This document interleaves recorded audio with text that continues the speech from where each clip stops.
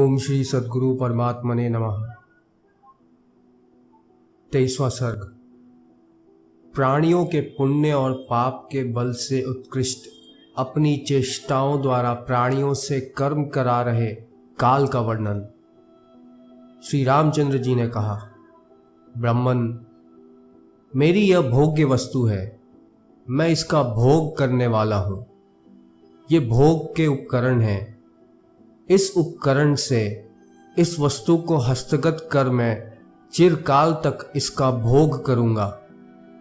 मेरा यह मनोरथ आज पूर्ण हो गया। मुझे आशा है कि इस दूसरे मनोरथ को भी मैं शीघ्र प्राप्त कर लूँगा। इत्यादि असंख्य मानसिक संकल्प विकल्पों द्वारा अनंत व्यावहारिक वचनों से पूर्ण एवं तुच्छ शरीर में आत्मबुद्धि करने वाले या अल्प वैषयिक सुख में पुरुषार्थ बुद्धि करने वाले मूढ़ों ने शत्रु, मित्र, उदासीन आदि भेदों से, हेय, उपादेय और उपेक्षणीय आदि भेदों से और तत्प्रयुक्त राग द्वेष आदि भेदों से संसार रूपी छिद्र में अन्यथा ग्रह रूपी भ्रम को दुश्छेद्य बना दिया है। जाल के समान दूर से ही आकृष्ट कर बांधने वाले विषयों तथा पिंजड़े के समान परिच्छिन्न स्थान में बांधने वाले देह के समूह रूप इस अवस्तुभूत संसार के प्रति विवेकियों को कैसे आदर हो सकता है। दर्पण में प्रतिबिंबित फल को बालक ही खाने की इच्छा करते हैं, विवेकी नहीं। भाव यह है कि जैसे दर्पण में प्रतिबिंबित फल को खाने की इच्छा करना मूर्खता है, वैसे ही अवस्तुभूत इस संसार में आस्था करना मूर्खता ही है। इस प्रकार के अवस्तुभूत संसार में जिनको शुद्र सुख की आशा होती है, उनकी उस आशा को काल जैसे तृण के सिरे से कुएं में लटक रहे मकड़ी के जाले को चूहा पूर्णतया काट देता है, वैसे ही निशेष रूप से काट देता है। जैसे बड़वाग्नि चंद्रोदय आदि से उमड़े हुए समुद्र को नष्ट करती है, वैसे ही इस संसार में उत्पन्न हुई ऐसी कोई भी वस्तु नहीं है जिसे यह सर्वभक्षी काल न नष्ट करता हो। अर्थात जैसे बड़वाग्नि प्रतिदिन समुद्र को सोखती है, वैसे ही यह सर्वभक्षी काल भी प्रत्येक वस्तु को निगलता है।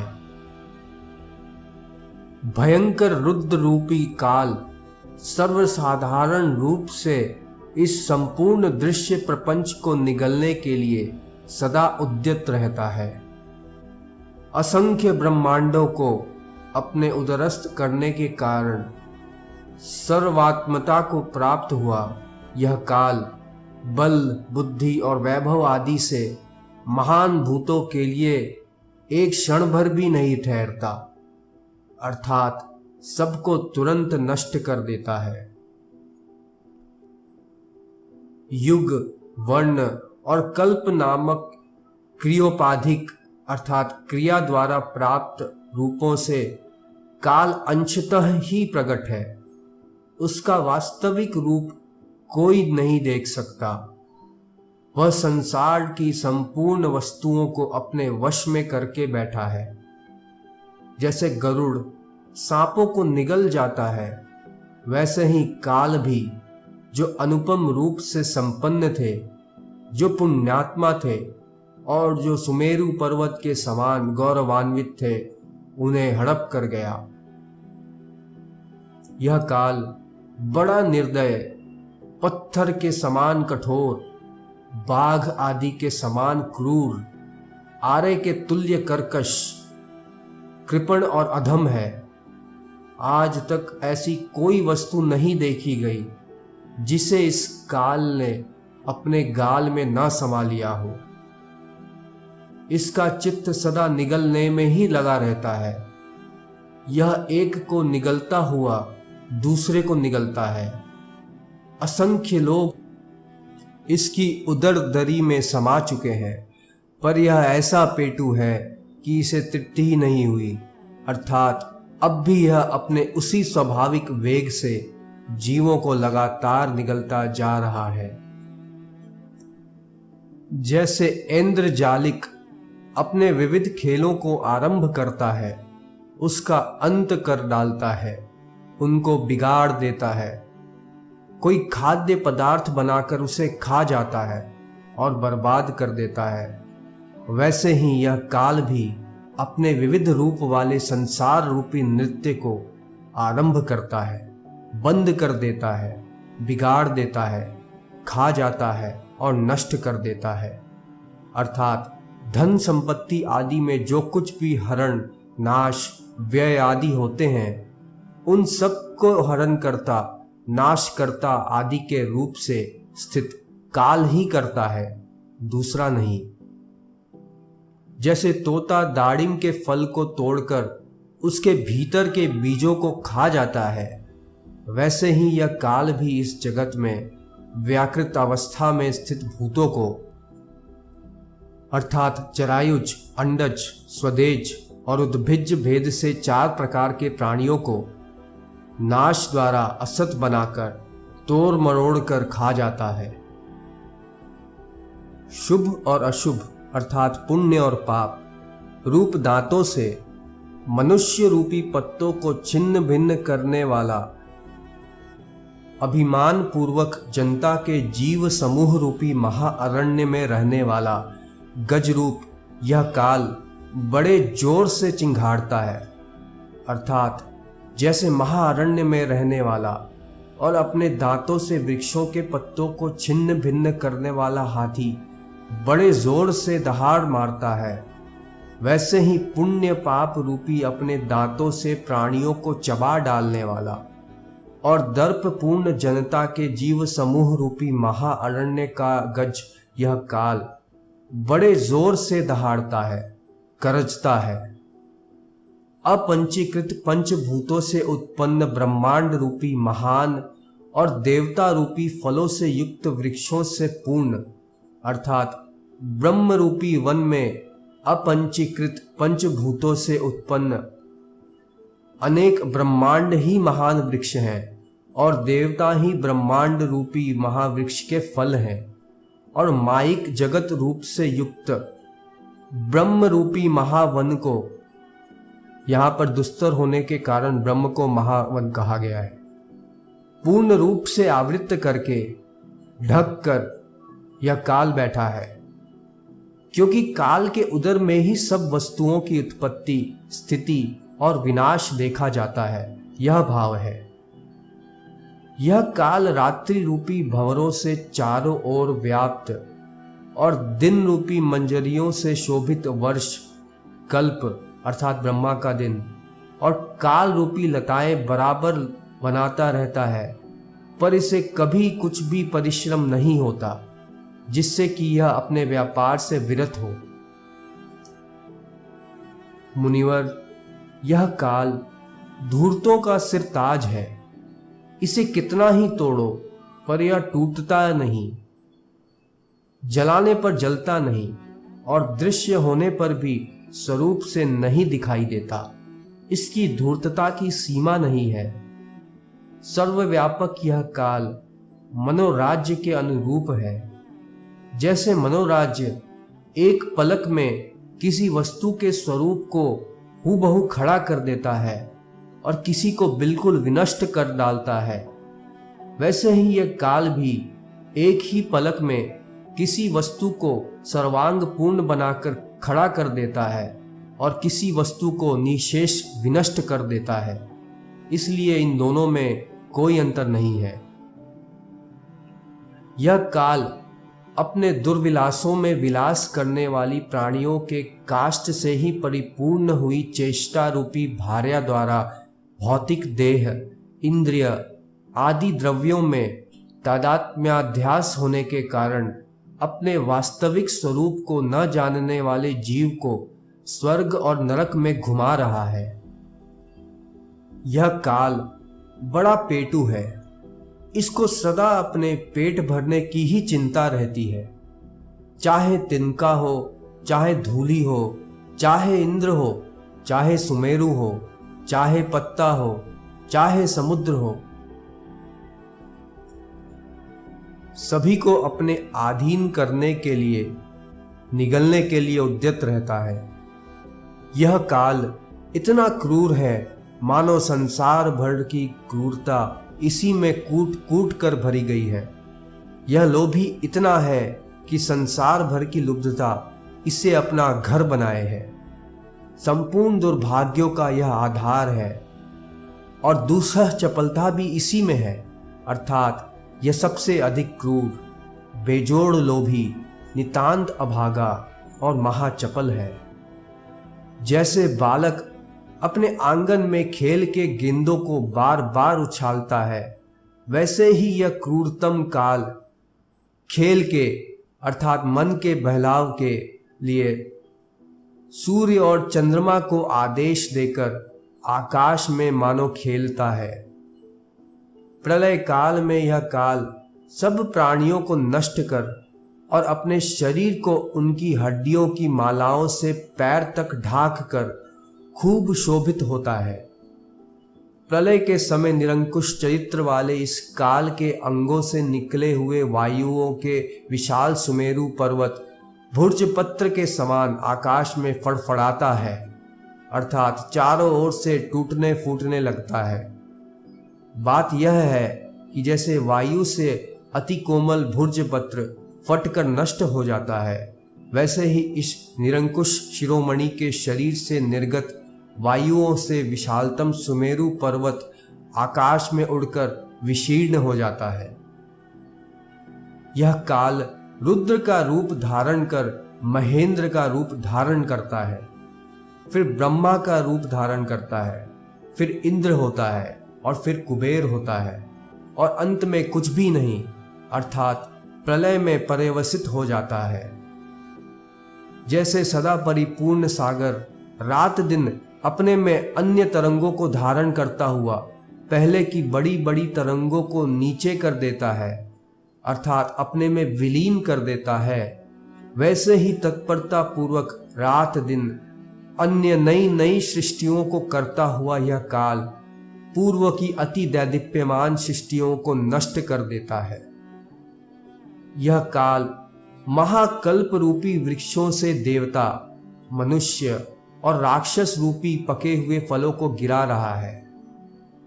यह काल प्राणी रूपी बहुत छोटे छोटे मच्छरों से धुम धुम ऐसा शब्द कर रहे और शीघ्र गिरने वाले ब्रह्मांड रूपी गूलर के फलों का बड़ा भारी वृक्ष है। अर्थात जैसे छोटे छोटे मच्छरों से गूंज रहे शीघ्र गिरने वाले गूलर के फल गूलर के पेड़ में होते हैं, वैसे ही प्राणियों के शब्दों से गूंज रहे और शीघ्र गिरने वाले ब्रह्मांड रूपी फलों का आश्रयभूत वृक्ष है। वैसे ही उक्त ब्रह्मांडों का उत्पादक यह काल है।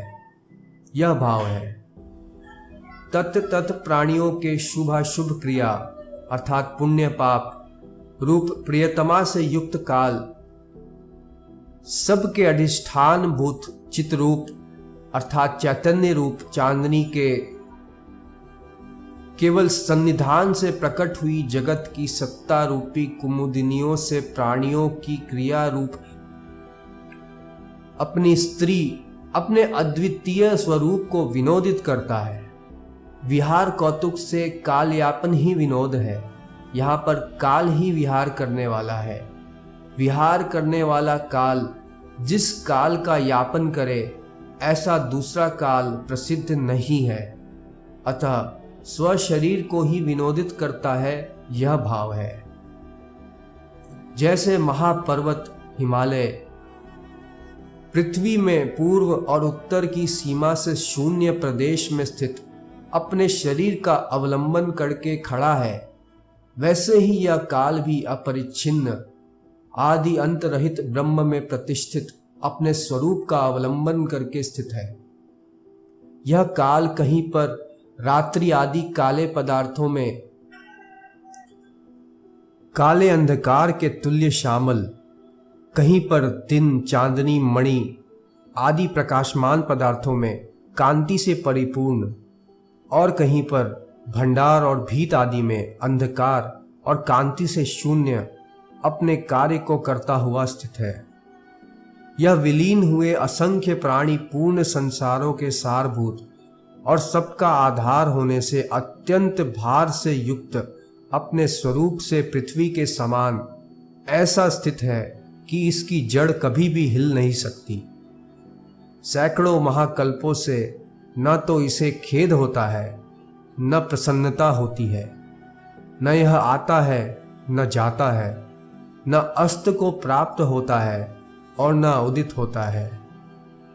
यह काल अत्यंत अनादर पूर्वक जगत की रचना रूप लीला से अहंकार से रहित और सर्वत्र व्याप्त अपनी आत्मा का पालन ही करता है, उसका विनाश कभी नहीं करता। यह काल लगातार रात्रि रूपी पंख से उत्पन्न हुई और मेघ रूपी भंवरी से युक्त दिन रूपी लाल कमलों की श्रेणी का अपने आत्म रूपी तालाब में रोपण करता रहता है। यह लोभी काल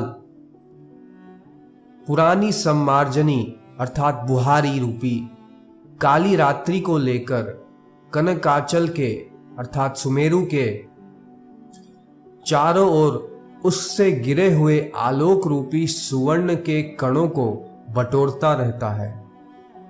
एक बार झाड़ू से बटोरने पर बहुत सा सुवर्ण मिलने पर भी यह संतुष्ट नहीं होता और लोभी इतना बड़ा है कि नई सम्मार्जनी भी नहीं ले सकता, यह भाव है। लोभी होने के कारण ही कार्य रूपी उंगली से दिशाओं के कोनों में सूर्य रूपी दीपक ले जाता हुआ यह काल जगत रूपी घर में कहां पर क्या है यह देखता है। दिन रूपी पलकों से युक्त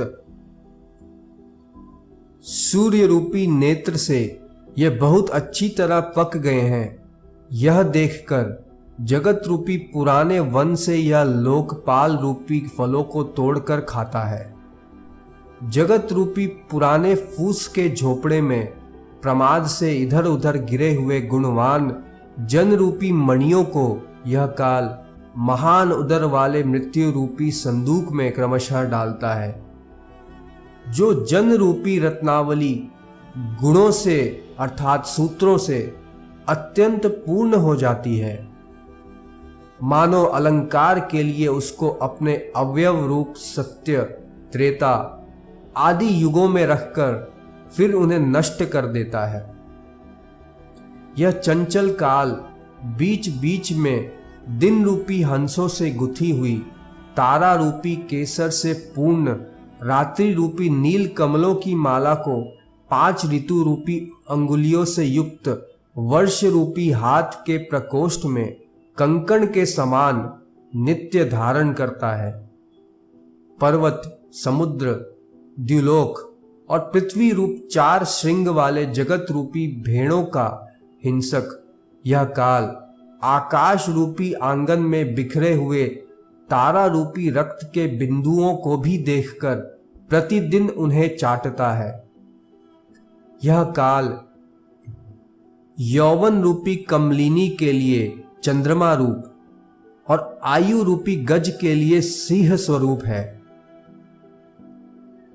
इस संसार में अत्यंत तुच्छ या महान ऐसी कोई वस्तु नहीं है जिसका कि यह काल नाश न करता हो। जैसे जीव सुषुप्ति काल में सब दुखों का संहार अज्ञान मात्र के अवलंबन से स्थिति करता है, वैसे ही जिसने जंतुओं को पीसकर मृत्यु के मुंह में गिरा दिया है, ऐसे प्रलय रूपी क्रीड़ा के विलास से पदार्थों का अभाव रूप यह काल भी अज्ञान भासक अपने अधिष्ठान भूत ब्रह्म चैतन्य का अवलंबन कर आत्मभूत उसी में रमण करता है, उससे पृथक नहीं होता। इस प्रकार प्रलय काल में विश्राम लेकर यह काल ही फिर सृष्टि काल में संसार का कर्ता, भोक्ता, संहारक, स्मर्ता आदि सब पदार्थों के स्वरूप को प्राप्त हुआ है, अर्थात यह स्वयं ही कर्ता, भोक्ता, संहारक, सुभग, दुर्भग आदि बना है। बुद्धि कौशल से इस काल के रहस्य का किसी ने निश्चय नहीं कर पाया है। पुण्य फल के उपभोग के अनुकूल सुंदर रूप और पाप फल के भोग के अनुरूप कुरूप को धारण करने वाले संपूर्ण शरीरों की सहसा सृष्टि, रक्षा और संहार करता हुआ यह प्रदीप्त हो रहा है। इस संसार के संपूर्ण जीवों में काल सबसे अधिक बलवान है। 23वां सर्ग समाप्त। ओम पूर्णमदः पूर्णमिदं पूर्णात् पूर्णमुदच्यते पूर्णस्य पूर्णमादाय पूर्णमेवावशिष्यते। ओम शांति शांति शांति।